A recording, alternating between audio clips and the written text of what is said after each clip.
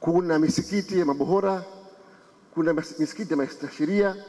Kwa hivyo kulikuwa na tolerance ya hali ya juu ya dini na wakazi wa makabila mbalimbali, na hilo ndio lilochangia kuweka mila na utamaduni wa Zanzibar ukawa kipekee wa kushirikisha watu mbalimbali. Hasa basi katika Zanzibar, rudi pale katika mji wa Shangani umeonyesha mpaka leo historia halisi ya Zanzibar. Utaisoma unapotembelea mji mkongwe. Katika mji wa Ng'ambo ambao ni ng'ambo ya baada kujaa Shangani ukaenda Ng'ambo, kwa hivyo mji wa Ng'ambo ulianza kujengwa katika mwaka 1872, lakini walioanza kutembelea Zanzibar wakati huo ilikuwa ni pamoja na wa Indonesia, pia walikuja na wazungu mbalimbali, Wajerumani, Waingereza, wa Austria na kadhalika. Na katika karne ya 19 wakimbizi kutoka Madagascar walihamia Funguni, ikawa Funguni yote ile imejaliwa na Madagascar. Sijui kabila hili imepotelea imekwenda wapi, lakini wakati huo ilikuwa ni sehemu kwamba wanakaa sana. Kwa hivyo uchumi wa Zanzibar ya kale ilikuwa ni uvuvi na biashara. Bidhaa nyingi kutoka Tanzania, kutoka eneo la Tanganyika au wakati sehemu za bara mpaka kutoka Kongo zilikuwa zikia Zanzibar, na kutoka Zanzibar zikisafirishwa zikenda nchi za Asia, China na bara Hindi. Vile vile Pemba, miji ya mwanzo kutoka Pemba ni Mkumbuu, Mtambwe Mkuu, Chwaka na Pujiri. Miji hii ilikuwa maarufu sana kwa biashara, na watu wengi sana wakipenda kwenda Pemba kwa sababu ardhi yake ilikuwa nzuri na maji yake yalikuwa safi, baridi na mazuri sana. Kwa hivyo watu wengi sana wakifanya biashara vile vile kisiwani Pemba. Na Pemba ilikuwa nzuri kwa kilimo. Mwaka mmoja iliweza kuilisha Mombasa yote chakula. Iliweza kutoa mchele karibu tani 12,000 na ikailisha Mombasa ambayo ilikuwa katika ukame mkubwa sana. Kwa hivyo Pemba kulikuwa ardhi nzuri na kilimo na kazi zikifanywa. Maingiliano ya Wazanzibari na wageni, pepo za misimu ya monsoon, watu wengi walitumia pepo hizo kuingia Zanzibar au Afrika Mashariki, na miongoni mwa watu walitembelea walikuwa Wachina, Wahindi, Malaysia, Washirazi, Wareno, Waarabu, Wamarekani, Wafaransa, Wajerumani, Wataliana, Wabelgiji na Australia.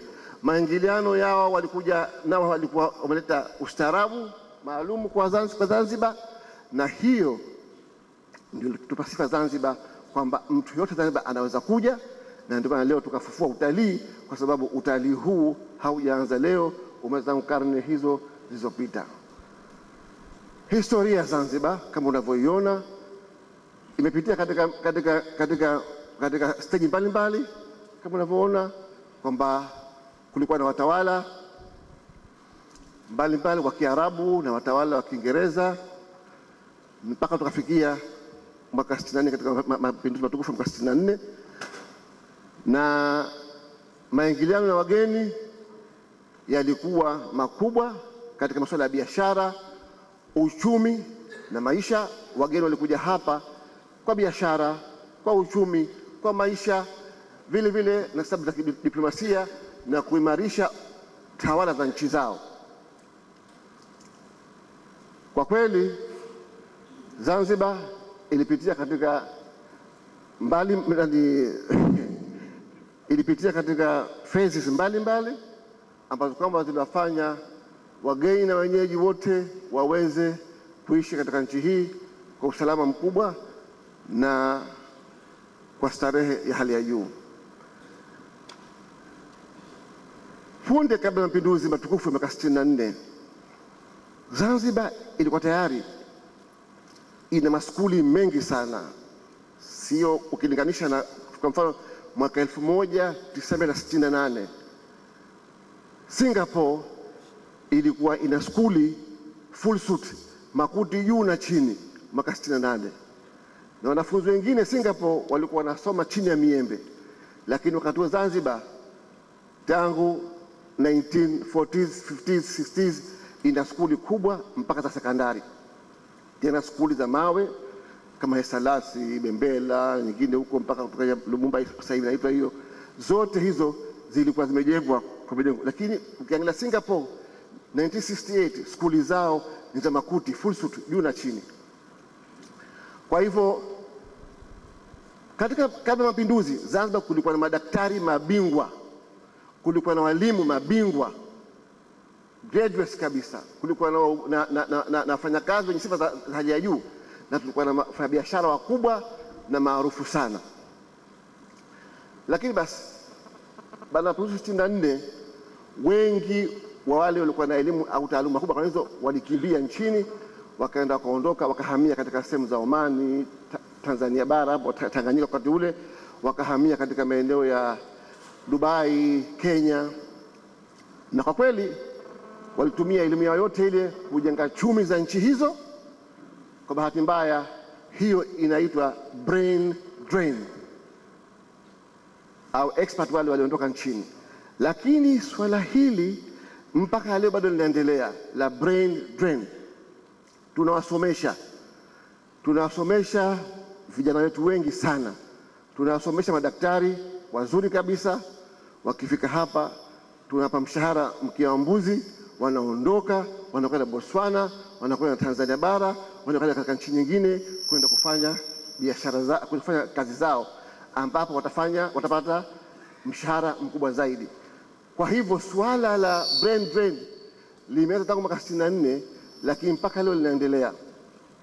Bado madaktari wote wa Zanzibar ukiwarejesha hapa ukaambia wafanye kazi Zanzibar, hatuna matatizo ya madaktari.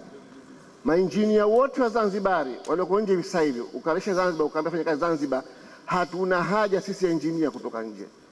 Na mabingwa wote kwa rais wa nchi hii Sheikh Abeid Aman Karume, na hii ni awamu ya kwanza. Serikali hii ya Zanzibar tangu mwaka 64 mpaka leo inakuwa na awamu 7. Nitapita haraka katika za awamu 7. Awamu ya kwanza ilifanya kazi ya kuondosha ushipaji wa riba, kuondosha uwekaji wa rahani, kuondosha marinsho, kuweka chama cha sasa kimoja tu cha Afro Shirazi Party, ardhi yote ya Unguja na Pemba kwa mali ya serikali, kujenga nyumba za wazee wasiojiweza Sebleni.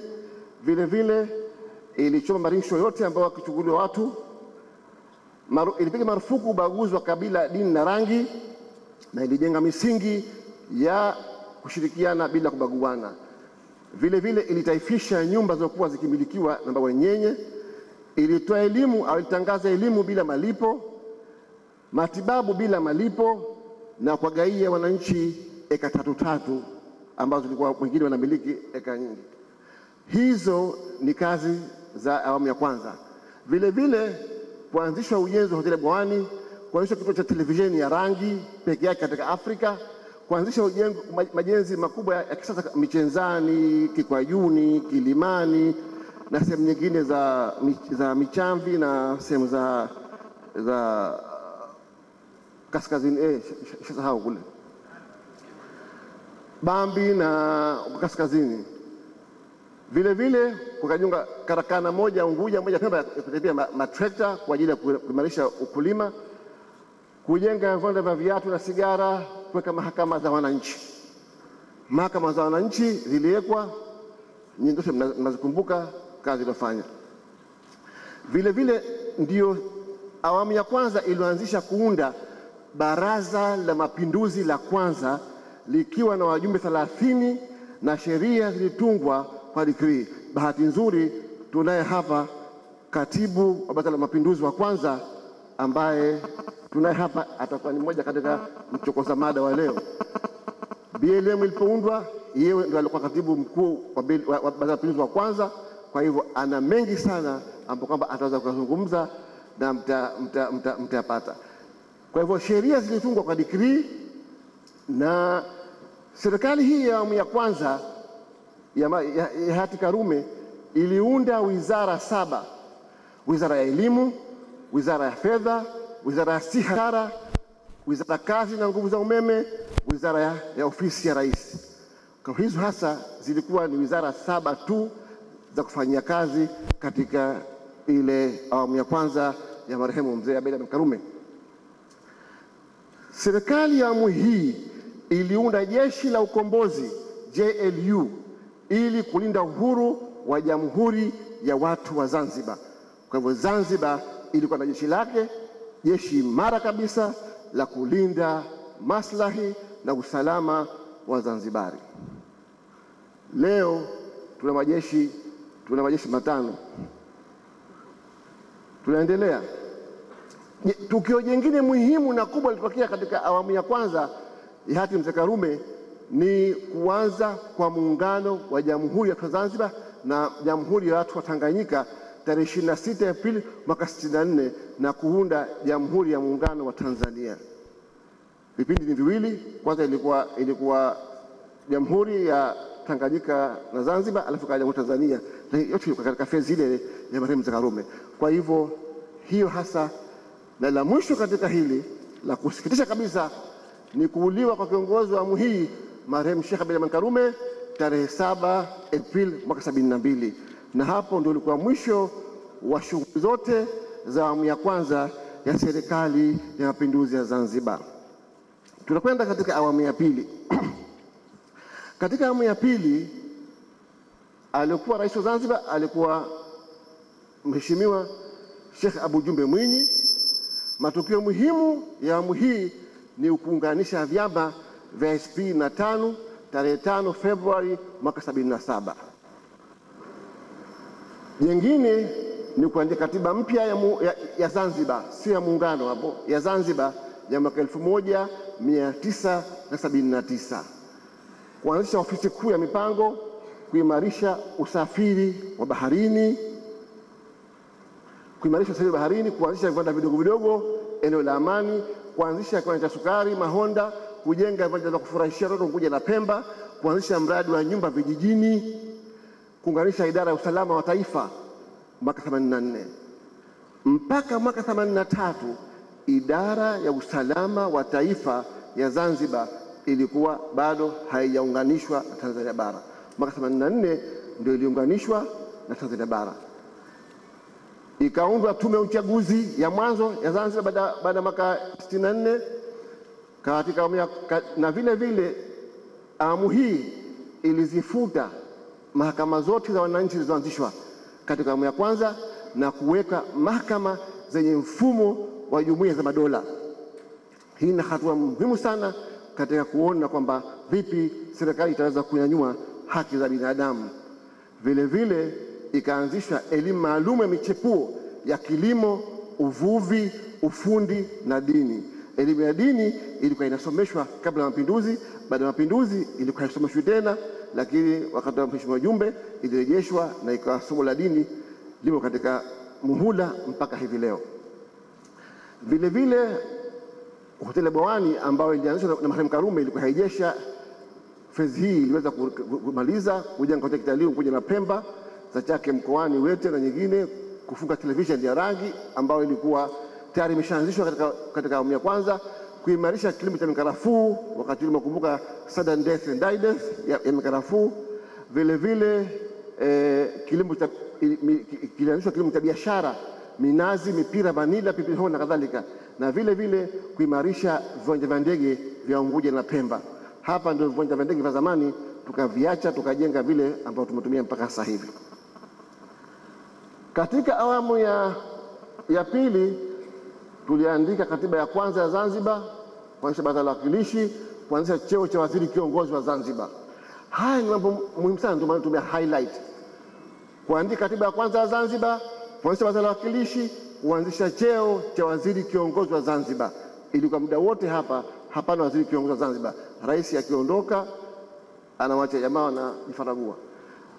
Rais wa awamu ya pili Sheikh Abu Jumbe alijiuzulu kufuatia kile kilichoitwa hali ya hewa ya kisiasa Zanzibar. Kuchafuka kwa hali ya hewa kulimpelekea Mzee Jumbe ajiuzulu, na hapo basi tukaanza kupata serikali ya awamu ya tatu.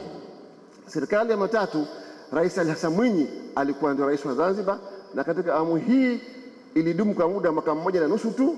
Mambo yafanywa katika awamu hii ni kama ifuatayo: kutungwa kwa katiba mpya ya Zanzibar mwaka 74 iliyozingatia masuala ya haki za binadamu na wakilishi katika chombo cha kutunga sheria, baraza la wawakilishi, kulegeza masharti ya biashara ikiwa ni pamoja na kurudisha sekta binafsi, kujihusisha na uwekezaji na kufanya biashara, kuimarisha kilimo cha matunda ya kibiashara. Awamu hii ndio ambapo kwamba Maalim Seif Sharif Hamad alichaguliwa kuwa waziri kiongozi wa serikali ya awamu hiyo, na aliendelea mpaka awamu inayofuatia. Ikaja awamu ya 4 ambayo ilikuwa rais wake ni Mheshimiwa Idris Abdul Wakil. Yeye alimteua tena Maalim Seif Sharif Hamad kuwa waziri kiongozi mpaka 6 Januari 88 alivunja Baraza la Mapinduzi na baadaye kumteua Dr. Omar Ali Juma marehemu kuwa waziri kiongozi. Kwa hivyo muda huu wa awamu hii ilichanganyika baada ya kuvunja Baraza la Mapinduzi. Mambo ambayo kwamba ameyafanya kipindi cha miaka 5 ya Mheshimiwa Idris Abdul Wakil, ambao hii ni awamu ya 4, ni kuanzisha mpango wa kusha chakula mtakula, kuimarisha mji mkongwe wa Zanzibar. Ndio wakati ilipotunga sheria ya mji mkongwe wa Zanzibar na kuashiria kuanza kupeleka katika mfumo ule wa kwenda kupeleka katika UNESCO. Kujenga jengo jipya la Raha Leo kwa msaada wa serikali ya watu wa China, kujenga majengo ya nyumba za bei nafuu Mombasa, msaada wa serikali ya watu wa China. Hayo ni mambo muhimu sana ambayo kwamba yalifanywa katika kipindi cha awamu ya 4. Tukenda katika awamu ya hiyo kuanzisha kituo cha uwekezaji cha ZIPA ilianza kuwekwa. Tukaingia katika awamu ya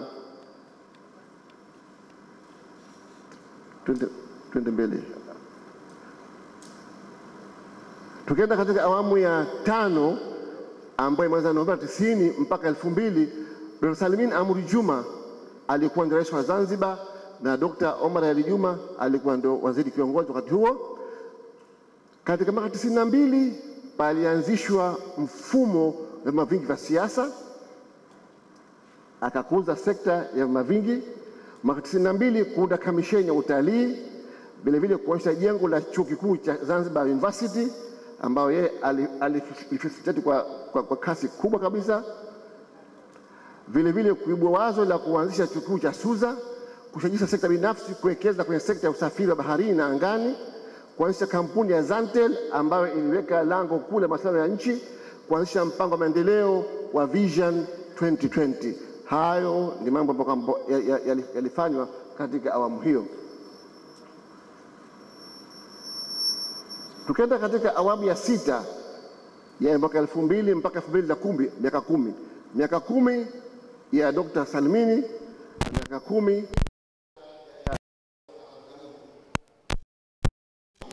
zamani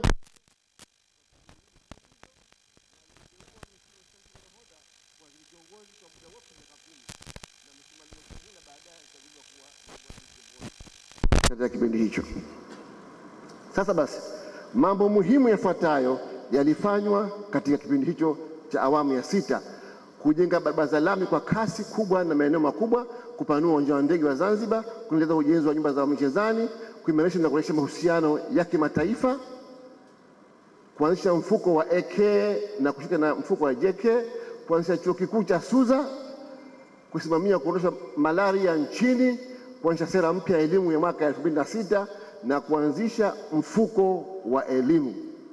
Hayo ni mambo muhimu na mazito ambayo yalifanywa katika kipindi cha awamu ya 6 kuanzia Novemba 2000 mpaka Novemba 2010. Vile vile ujenzi wa campus wa Kitunguu ambao umemalizika sasa hivi, marekebisho ya katiba ya Zanzibar ambayo ilipelekea kuanzishwa kwa mfumo wa serikali ya umoja wa kitaifa, na vile vile awamu hii ilisimamia kura ya maoni ya mwanzo Zanzibar. Hayo ndio mambo mazito ambayo yalifanywa chini ya uongozi wa Dr. Amani Abeid Karume. Hii ni awamu ya 7 ambayo inaendelea.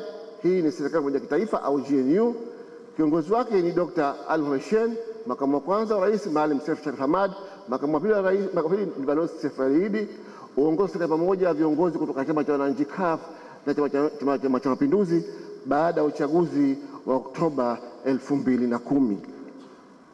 Mpaka sasa mambo muhimu ambayo yamefanywa na awamu hii ni kama hivi yafuatayo.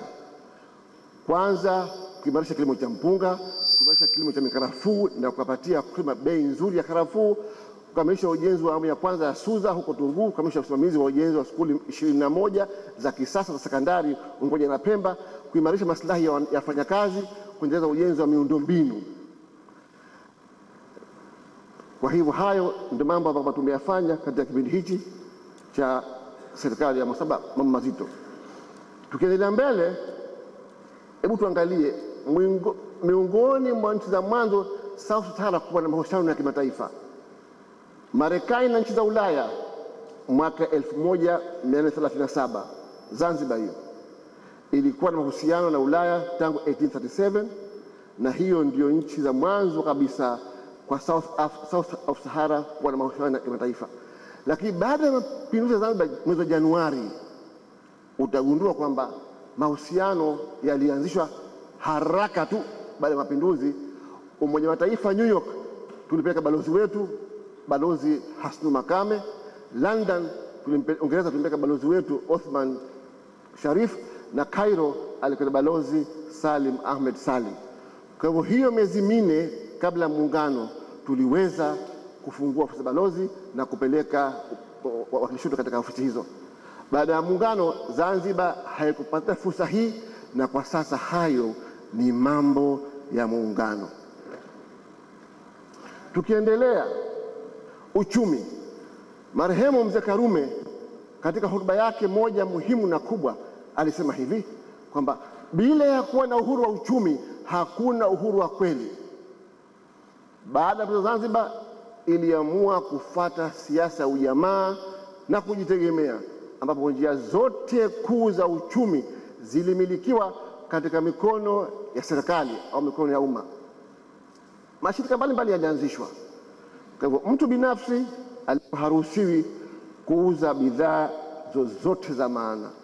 Ndio kuna maduka yote mjini watu wakiuza makopo yanayotumika ya siagi, yale yanapondwa yanafanya kata, wakiuza maseredani, vitu vile vidogo vidogo. Lakini biashara hasa yote, uchumi wa nchi wote ulio katika mikono ya serikali. Mashirika mbalimbali yalianzishwa ya kushughulikia biashara, bidhaa nje, mbele utayaona huko. Lakini tume mipango ya serikali ya Zanzibar ilianzishwa mwaka 74 wakati wa Okemu. Mipango ya maendeleo ilikuwa ya miaka mitano. Mabaraza ya mpango kutoka wilaya zote, Planning Commission for the People by the People. Kila wilaya kulikuwa na baraza la mipango la mpango wa uchumi. Mwaka 2000 sera ya maendeleo ya Vision 2020 ilifanywa. Mwaka 2002 mpaka 2005 mpango wa kupunguza umaskini Zanzibar, ZPRP, ili isaidie na Vision 2020 ilianzishwa.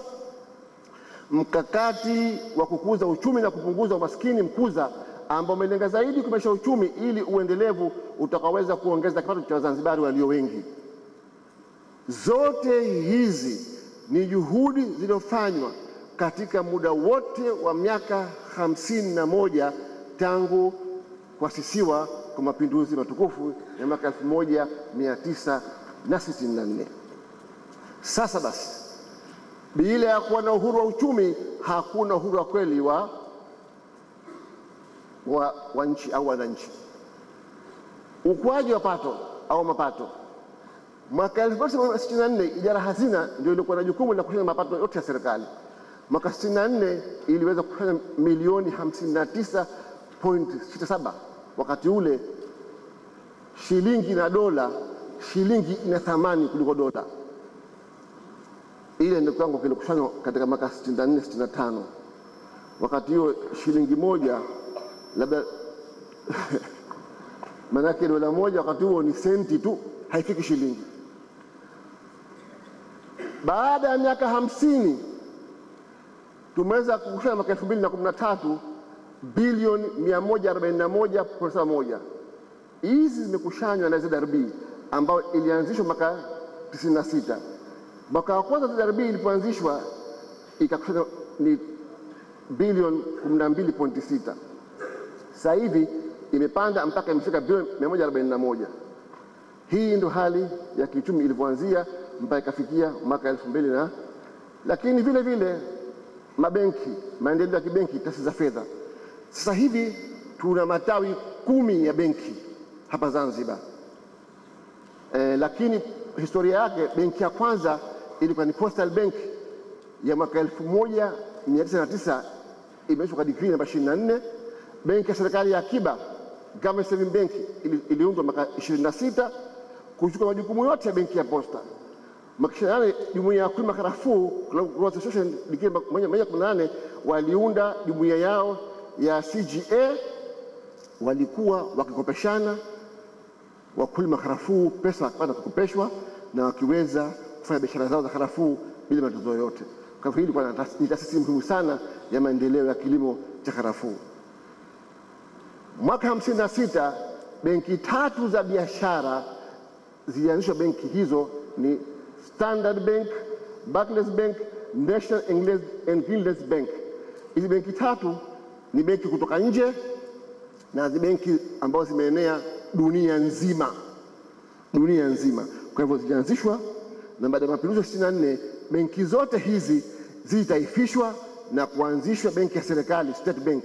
Mwaka 66 benki ya Zanzibar, People's Bank of Zanzibar, ilianzishwa kwa mtaji wa shilingi milioni 16, ikiwa na zote share 100 za serikali. Mfuko wa hifadhi ya jamii vile vile ni moja katika sehemu muhimu sana ya kiuchumi katika nchi yote. Julai 98 mfuko wa hifadhi ZSSF imeanzishwa rasmi chini ya sheria namba 2 ya mwaka 98. Kuanza mwaka 98 mpaka 2015 imeweza kuwalipa wastaafu 7646, jumla shilingi bilioni 23.7 zimelipwa kwa wastaafu hao.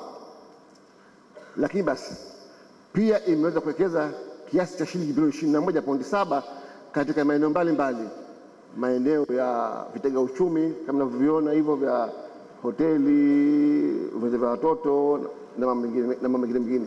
Lakini vile vile inanunua hati fungate za serikali ili kutengeneza faida.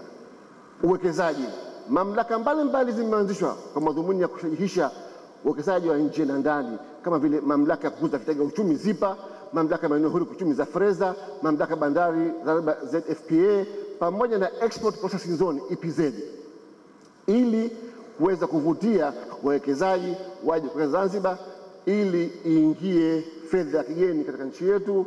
Kwa madhumuni ya mamlaka hizo ni pamoja na kukuza ajira kwa wazalendo, tupate ajira, lakini kuongeza mauzo ya bidhaa na huduma nje ya nchi, kukuza mapato ya serikali, kuingiza utaalamu na teknolojia mpya nchini, na jingine muhimu sana kuongeza mapato ya fedha za kigeni katika nchi yetu, na vile kutanua wigo na uwiano wa kibiashara katika nchi yetu. Tukiendelea, mamlaka ndani ushirikiano wa binafsi na sekta ya umma katika nchi yote ile. Ili tufanikiwe, lazima tuwe mashirikiano baina ya serikali na sekta ya umma kwa masuala ya uchumi. Hasa basi madhumuni ya mamlaka hizo ni pamoja na uwekezaji wa nje na ndani ya nchi. Wameweza kuwekeza katika serikali, sekta mbalimbali za biashara, viwanda na huduma. Tuangalie basi ni kiasi gani kimewekezwa. Twende.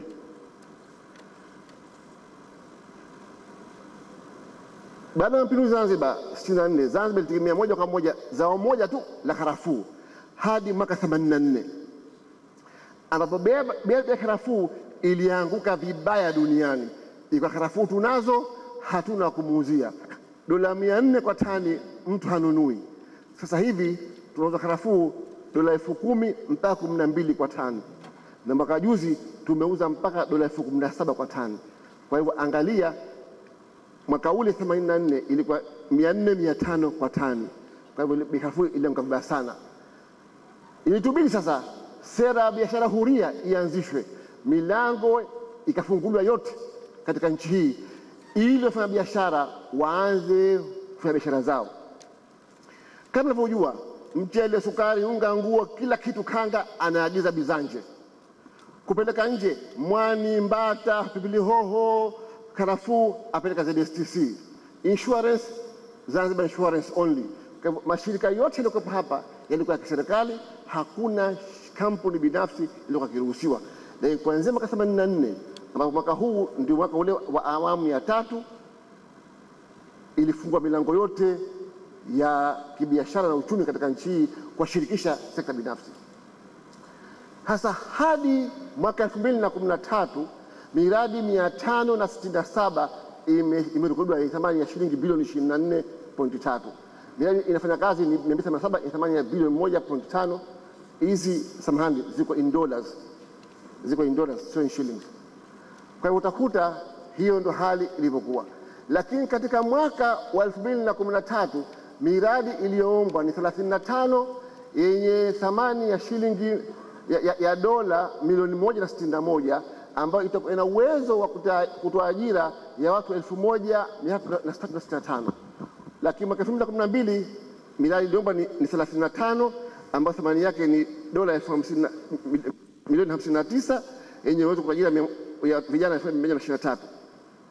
Mwaka 2013 GDP inakisiwa kuongezeka kwa asilimia 7.4 kwenye maeneo matatu ambayo ni kilimo, msitu na uvuvi, viwanda pamoja na huduma. Kwa hivyo hizo tunasema kwamba GDP zetu inachangia kwa kiwango kile. Pato la taifa mwaka 2013 ni 1442.4 bilioni.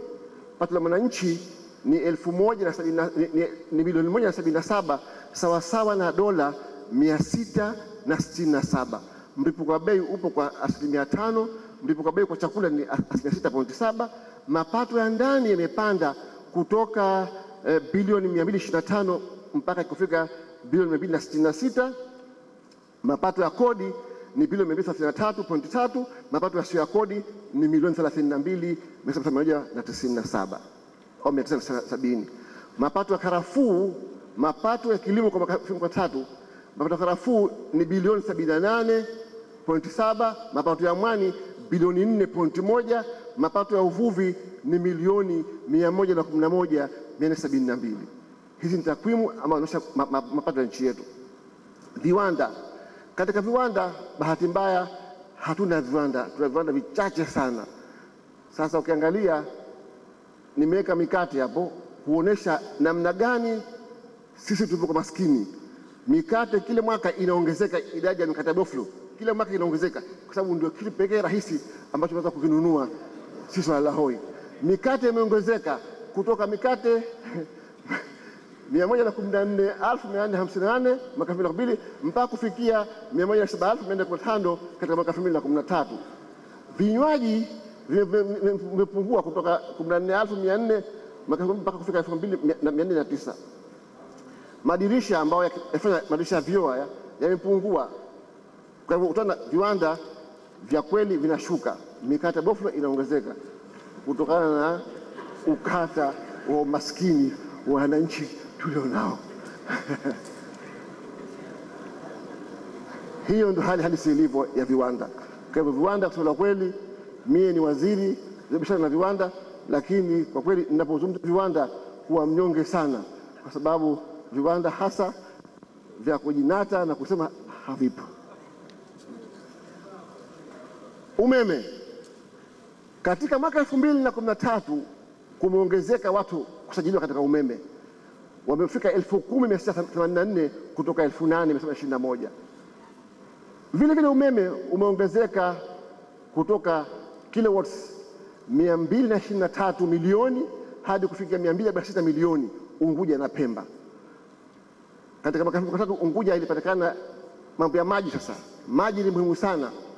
Katika mwaka 2013 Unguja na Pemba yalipatikana maji lita, sio lita, ni mita cube. Hapo hapo ni mita cube 36 milioni 695. Na maji yanayohitajika katika nchi hii ni mita cube, sio lita, mita cube milioni 53,989. Kwa hivyo ni milioni 54 mita cube zahitajika Zanzibar. Lakini kutokana na upungufu tuna nakisi ya lita, sio lita, mita cube milioni 17. Tuna upungufu wa mita cube ngapi? Sio 32, 17. Kwa hiyo basi utakuta maji bado hajafika malengo, na maji ni muhimu, na kila mtu ni shahidi hapa, lazima akitoka hapa ende akachote dola maji. Hiyo ndio hali halisi ilivyo, hasa mkoa wa Mjini Magharibi. Wasafiri wa bahari, usafiri na mawasiliano wameongezeka kutoka milioni 2 mpaka milioni 2.8. Kwa hivyo sekta ya usafiri baharini inakwenda vizuri. Vyombo vimeongezeka kuingia na kutoka Zanzibar kutoka 156 mpaka 186.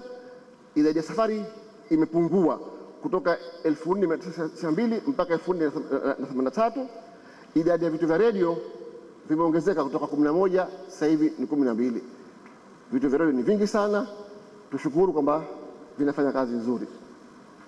Usafiri na mawasiliano, barabara, mtandao barabara ni 1189, lakini basi iliyowekwa lami ni 668 tu. Kwa hivyo barabara nyingi bado hajawekwa lami, na hiyo ndio inadhoofisha hali nzima ya uchumi katika nchi yote ile. Ukiangalia vyombo vya moto katika nchi yetu, kuna gari 2486 za private za abiria 5000, vyombo vya mawili na matatu, mapikipiki hayo 5833, malori na mabasi ya kuchukua abiria ni 244 tu, na matrekta na trailer na dampa ni kama 874. Pale haikuandikwa lakini ni 874. Usafiri na mawasiliano, ajali za barabarani, watu waliokufa kwa ajali mwaka jana 141, watu walioumia 1041. Kesi za makosa barabarani ni 16683, kidogo mpungua kutoka 2002 ilikuwa 17494. Hii unaona hali halisi ya maisha ya Mzanzibari. Ukitoka nje, ukirudi mguu hujavunja salama yako. Watalii wameongezeka kutoka 1,169,223 2012 hadi kufikia 181,301. Biashara, import versus export trade imepanda kupeleka nje kwa sababu karafuu bei imepanda. Kwa hivyo at least tumesafisha bidhaa za 67,990.5 milioni, na mwaka uliopita ilikuwa nyingi 77,799 milioni. Lakini basi uagiziaji umepungua kutoka 271 hadi 208 milioni. Hii ndio hali halisi ya uchumi wa Zanzibar. Tuangalie, je, social service, huduma kwa wananchi. Uchumi unajengwa ipatikane tija ili tutoe huduma kwa wananchi. Huduma kubwa ya kwanza ni huduma ya afya na huduma ya elimu. Maji mmeona, umeme mmeona, sasa tuende katika swala la elimu. Wanafunzi waliosajiliwa katika darasa la kwanza siku za serikali mwaka 2013 ni 39,222. Wanafunzi waliosajiliwa ni karibu, wanafunzi waliosajiliwa ni kama napo 340 katika shule za binafsi. Idadi ya wanafunzi wote siku za msingi ya serikali binafsi kuanzia hapo ni 247,252. Hiyo ndio hali halisi. Tunazaa kikweli kweli. Enrollment ni kubwa sana. Je, kwa uchumi huu unaokwenda kwa jisuasua, baada ya miaka 5-6 tutaweza kuwa na fedha za kuwasomesha wanafunzi hawa? Tujiulize, kwa sababu mapato ya serikali 30 na ushee yote yanakwenda katika wizara ya elimu, na hii enrollment ni kubwa sana. Je, tunazo fedha za kuja kuwasomeshia wanafunzi hawa? Idadi ya wanafunzi wa form 2 waliofanya mtihani 19,322. Idadi ya wanafunzi waliofaulu 11,000. Waliofeli ni 7,400. Tunafanyaje hawa? Tuendelee mbele. Kidato cha 4 wanafunzi wa mtihani 11,000, waliofaulu 8,000, waliofeli 3,000. Tunafanyaje hawa? Na ni wengi. Kidato cha 6 wanafunzi, angalia jinsi inavyoshuka idadi kutoka 11,000 mpaka kufika 2,000 form 6. Kwa hivyo idadi walifaulu 1,600, waliofeli 431. Angalia unatoka na 11,000, angalau form 6 uwe na 5,000, unabakiwa na 2,067. Hii ndio hali halisi ya kazi yetu ya kutoa elimu. Twende katika na walimu, idadi yao ndiyo hapo. Twende mbele. Afya, wagonjwa wote walitibiwa Unguja na Pemba ni 207,000. Mnazi Mmoja tu ni 16,000. Waliolazwa wote ni 60,000, lakini waliolazwa Mnazi Mmoja 27,000. Waliokufa hospitalini waliokufa ni 1,176, wanawake 198, wanaume 178. Wafanyakazi wote wa wizara ya afya, sio wizara ya afya hapa, hospitali zote 2,375, ambapo wengi wao ni manasi, midwife na public nurses. Kwa hivyo hizo ndo hali halisi za huduma za afya katika nchi yetu. Ni kweli ukitembea katika mwendo wa kilomita 5 tu unakuta tayari kipo kituo cha afya, lakini je, dawa zipo? Maabara wapo? Madaktari wapo? Huduma zipo? Haya ni maswala ya kujiuliza. Tunazo primary health care 105, ni nyingi sana. Tunazo PCA plus 31 nzuri, PCC 4 nzuri, district 3, special 2, referral 2, private hospital 4, district 70 nzuri. Je, lakini huduma zipo? Dawa zipo? Madaktari wapo? Utibabu upo? Sasa basi tuangalie, hiyo ndo hali ya Zanzibar kwa muda wa miaka 50. Awamu kwa awamu nimeeleza, hatua mbalimbali zimechukuliwa nzito. Je, tumefaulu? Tumefika? Iko tamaa kama sisi tutakuwa na uchumi wa kuweza kuhimili ukuaji wa wananchi wa nchi hii na mahitaji yao? Haya ni maswala ya kujiuliza. Kama jawabu hatuna, tujitahidi kuona namna gani tutakufikisha. Tuangalie kisiwa chengine kiko karibu na sisi, kisiwa cha Mauritius. Kisiwa cha Mauritius kiko kilomita 2,000 kutoka katika Afrika Mashariki tulipo sisi. Zanzibar ipo kilomita 40 tu kutoka Dar es Salaam. Mauritius imepata uhuru wake miaka 4 baada ya Zanzibar, si 1964 mapinduzi, wao 1968, na wameweza kufanya kazi kubwa sana. Wao walikuwa na kilimo cha miwa tu na sisi tuna kilimo cha karafuu tu.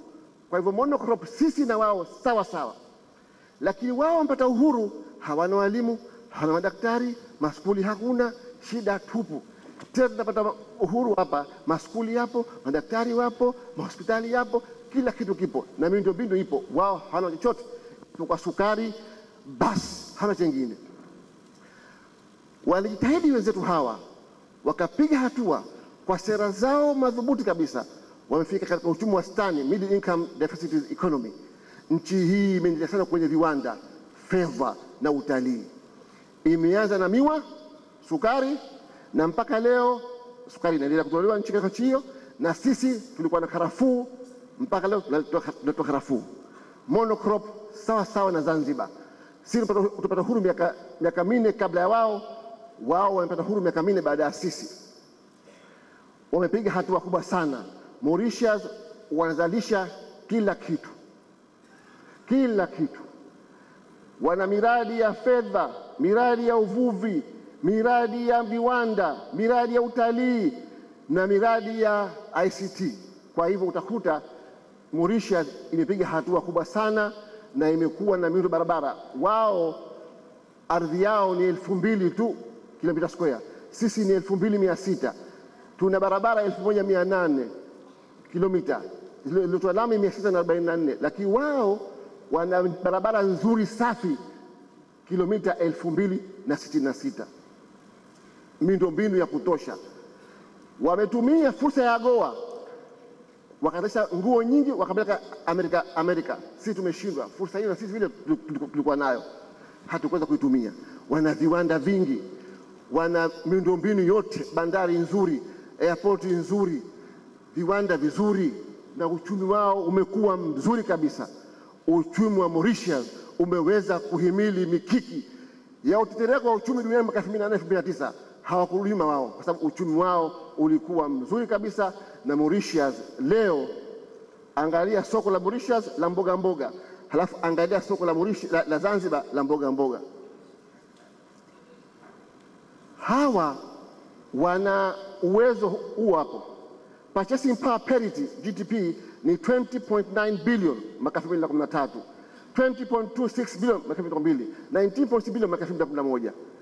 Real growth yao ni 3.4, 3.3, 3.8 kwa miaka iliyoko pale. Kwa utakuta Mauritius imepiga hatua kubwa sana kuliko sisi. Imetuacha huko, sie tuko mtoni, sie tuko Nungwi, watu wako mtoni. Per capital income, kila mtu mmoja Mauritius anapata kwa mwaka $16,100 kwa mwaka 2013. Mzanzibari anapata $666. Tofauti baina sisi na wao ni $15,400. Kisiwa kama sisi wako mbali na Afrika. Kisiwa kilikuwa tena wao bwana hawana raha. Kuna volcano, kuna vimbunga mara kwa mara. Kwa hivyo wao wako mbali na bara la Afrika. Hawako India, hawako Afrika. Sisi tuko chini ya bara la Afrika. Kwa hivyo tuna fursa zaidi kuliko mtu mwingine yote. Na wao wamepiga hatua hii. Je, sisi tumefika balaa gani? Tujiulize. Twende Seychelles. Seychelles ni visiwa vidogo sana viko pale. Seychelles wanapata uhuru wao mwaka 1976. Angalia, nyumba kama hiyo Zanzibar ipo? Hichi ni kisiwa kidogo tu. Na wanapata uhuru wao mwaka 76. Miaka mingi kutoka sisi. Miaka mingi sana. Jengo kama hili Unguja lipo? Pemba lipo? Wameendelea, wana viwanda vya samaki wa Jodari ambavyo vinatoa ajira 30 ya nguvu za kazi na inatoa 70 ya fedha. Kipato cha mwananchi kimepanda mara 7 kuanzia mwaka ule 1976. Kwa hivyo sasa hivi mkaazi wa Seychelles watu wote wameajiriwa, hakuna hana kazi. Mpaka wafanyakazi wengine wanaagizwa waje fanya kazi Seychelles. Kwa sababu gani? Kila mtu ana kazi, hakuna hana kazi. Na ni kisiwa kama sisi, kiko mbali baina sisi na wao, sisi tuko karibu na Afrika. Seychelles waweze, kwa nini sisi tusiweze? Mauritius waweze, kwa nini sisi tusiweze? Hayo ndio masuala ya kujiuliza. Angalia juhudi zote, awamu ya kwanza, awamu ya pili, awamu ya tatu, awamu ya 4, awamu ya 5, awamu ya 6, awamu ya 7. Yote nilieleza yale mpaka jasho la nikatika. Tumefika wapi? Hatuna. Tuangalie Seychelles anapata kiasi gani mwananchi. Hizo ndio takwimu zao za GDP zao. Purchasing power parity, real growth rate ipo hapo nzuri kabisa. Twende chini. Kila Mseychelles nafikiri anapata $25,000 kwa mwaka. Sisi 666. Tofauti kubwa sana. Kwa nasema kwamba jamani, tumekwenda rongi wapi? Tunaendelea.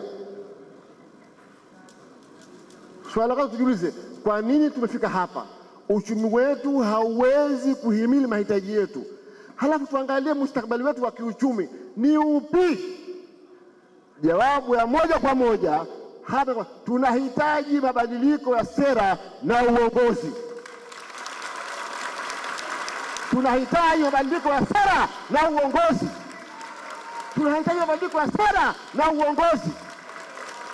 Mabadiliko Zanzibar ni lazima. Bila Zanzibar kubadilika, uchumi wetu zidi kudhoofika. Bila Zanzibar kuimarika, hali ya wananchi itakuwa duni zaidi. Tujitahidi kuleta mabadiliko ya haraka katika nchi hii.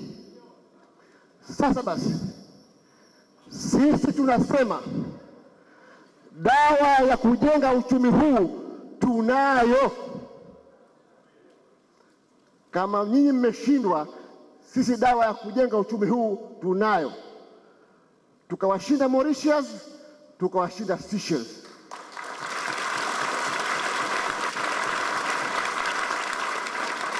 Ni swala la kuamua. Uamuzi unaowewe wananchi. Amua, utabakia na umaskini huu mpaka lini, au unataka mabadiliko ambayo yataleta uchumi mkubwa katika nchi hii, sisi na vizazi vyetu tupate faraja katika nchi hii. Miaka 50 imetosha.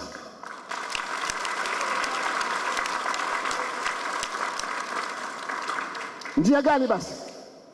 Kuna njia mbili. Zanzibar Mwenyezi Mungu anaipenda sana. Njia moja ni uchumi hautegemei mafuta. Mauritius haina mafuta. Mauritius haina gesi. Seychelles haina gesi. Seychelles haina mafuta. Sawa sawa. Zanzibar tunaweza kujenga uchumi wetu bila kutumia mafuta, bila kutumia gesi, kama walivyoweza kufanya wenzetu wa Mauritius na wenzetu wa Seychelles. Kwa hivyo basi tunasema kwamba nafasi ipo ya kubadilisha sera, kubadilisha sheria, kubadilisha mipango, kubadilisha uongozi, ili tuweze kujenga uchumi imara ambao hautegemei mafuta wala hautegemei gesi. Huyu Juma, tuangalie sasa hivi. Toa mepu ile. Toa mepu. Hii ndio mepu ya Tanzania. Sisi kuna njia mbili Zanzibar kujiokoa kiuchumi. Njia ya kwanza ni kujenga misingi bora ya kutafuta kujenga uchumi bila kutumia gesi, bila kutumia mafuta. Lakini njia ya pili ni ya kutumia gesi na mafuta, na hiyo Zanzibar tunayo. Hii ndio mepu ya Tanzania. Mepu hii imetolewa mwezi wa Machi mwaka 2014 na nani? Tanzania Petroleum Development Corporation. Nyinyi ni wasomi, mkirejea nyumbani piga katika mtandao Google, mwambie akupe Tanzania Petroleum Development Corporation licensing situation mwezi wa Machi, atakupa hii ramani yote. Tuna problem kubwa sana hapa. Haya ni mablock, haya ni mablock mafuta haya unayaona. Pemba ni block, Unguja ni block, na mbele huko ni mablock. Yote haya ni mablock. Sasa basi pana tatizo kubwa sana hapa. Lete maneno.